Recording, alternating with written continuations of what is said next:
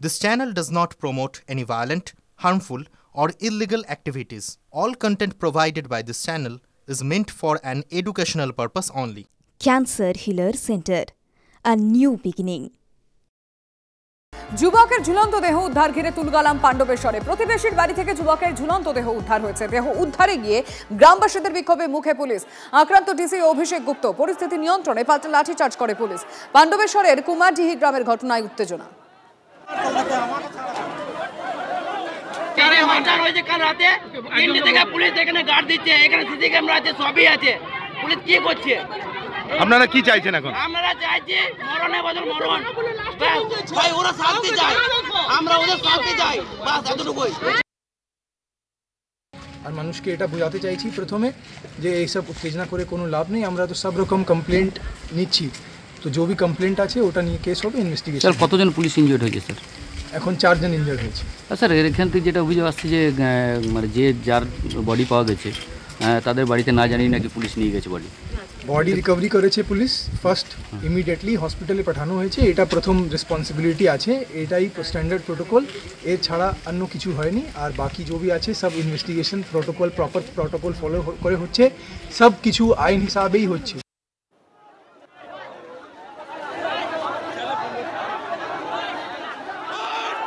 আমরা আপনাদেরকে আবারও সেই ছবিটা দেখাচ্ছি যে মুহূর্তে পুলিশ দেহ উদ্ধার করতে যায়, তখনই যারা স্থানীয় বাসিন্দারা রয়েছেন তারা হঠাৎ করে আক্রমণ করেন। আবারও আমাদের রাজ্যে উর্দি আক্রান্ত হচ্ছে, কিন্তু এটা তো প্রথম ঘটনা নয়, একটার পর একটা ঘটনা ঘটেছে। চলুন আমরা সেই সমস্ত ঘটনা আর একবার ফিরে দেখি, যেখানে বারংবার দেখা গেছে পুলিশ আক্রান্ত হয়েছে, যেখানে পুলিশ রক্ষকের ভূমিকায় সেখানে পুলিশই আক্রান্ত।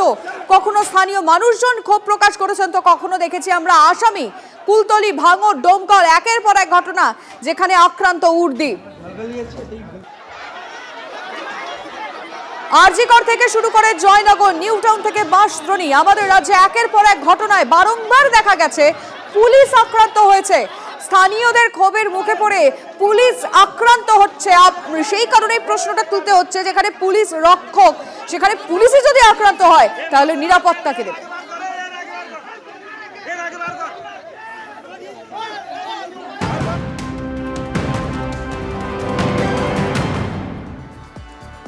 যাদবপুরে কোনো রাজনৈতিক নেতা মিটিং করতে পারবেন না, নির্দেশ দিল হাইকোর্ট। কি বলা হয়েছে কোর্টের তরফ থেকে আমরা জানবো আমাদের রিপোর্টার শ্রাবন্তী সাহার কাছ থেকে। শ্রাবন্তী, একাধিক প্রশ্ন রয়েছে ডিভিশন বেঞ্চে। যাদবপুরে যখন এরকম একটা সিচুয়েশন রয়েছে এবং যেখানে রাজ্য সরকার বারবার বলছে যে যাদবপুরের পরিস্থিতি নিয়ন্ত্রণের বাইরে, যাদবপুরের ভাইস চ্যান্সেলর থেকে আরম্ভ করে কর্তৃপক্ষ চানই না সেখানে রাজ্য সরকারের কোনো পুলিশ মোতায়েন থাকুক, তাহলে কেন সম্প্রতি মন্ত্রী সেই পরিস্থিতির পরেও সেই সেমিনারের আমন্ত্রণ পত্র গ্রহণ করলেন, এমনটাই প্রশ্ন করেছেন বিচারপতি।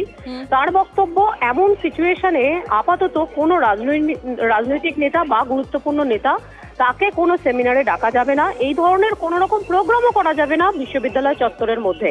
একই সঙ্গে বিশ্ববিদ্যালয় কর্তৃপক্ষের কেন অনীহা রয়েছে রাজ্য সরকারের কাছে কোনো রকম সাহায্য নিতে, রাজ্য সরকারের কাছে কোনো পুলিশি সাহায্য নিতে, ইত্যাদি নিয়ে যাবতীয় বিষয় নিয়ে জানতে চেয়ে তিনি একটি হলফনামা পেশের নির্দেশ দিয়েছেন। তার বক্তব্য যে যাদবপুরের যে গৌরব রয়েছে, যাদবপুরের যে ঐতিহ্য রয়েছে, সেটাতে নজর দেওয়া উচিত বিশ্ববিদ্যালয় কর্তৃপক্ষের এবং তার জন্য যাবতীয় পদক্ষেপ গ্রহণ করা উচিত। মেদিনীপুর শহরের সুকান্তপল্লী এলাকায় 24 জনের বেশি জন্ডিসে সংক্রমিত। পানীয় জল থেকে সংক্রমণ ছড়ানোর আশঙ্কা। এলাকার তৃণমূল কাউন্সিলরের বিরুদ্ধে ক্ষোভ সাধারণ মানুষের। এই ঘটনাস্থলে সিএমওএইচ সহ প্রশাসনের শীর্ষ আধিকারিকরা যায়। স্থানীয়দের দাবি, এলাকায় নিয়মিত পরিষ্কার পরিচ্ছন্ন করা হয় না। এলাকায় সংক্রমণের খবর আগে কাউন্সিলরকে জানানো হলেও তিনি কোনো পদক্ষেপ নেননি। তৃণমূল কাউন্সিলর অবশ্য দায় চাপিয়েছেন স্থানীয় মানুষদের ওপরেই। সচেতনতা নেই, সে কারণেই এত বড় ঘটনা, দাবি স্থানীয়দের। রাস্তা হচ্ছিল, রাস্তা হওয়ার সময় এই সাবমার্শালটা যখন তখন ছেড়েছে, ওই সাবমার্শালের জলটা, তাই জন্যে জন্ডিস প্রত্যেকেরই হয়েছে। আমাদের ধারণা যে ওই সাবমার্শালের জল থেকেই জন্ডিসটা হচ্ছে। বিশুদ্ধ পানীয় জলের অভাবের জন্য বা বিশুদ্ধ পানীয় জলটাও দূষিত হয়ে যাচ্ছে, সেই জন্য এই যেরকম গলিও সেই গলি করে 5-6 জনের হয়ে গেছে। এই জলটা খাবার পরে সব সমস্যা হচ্ছে।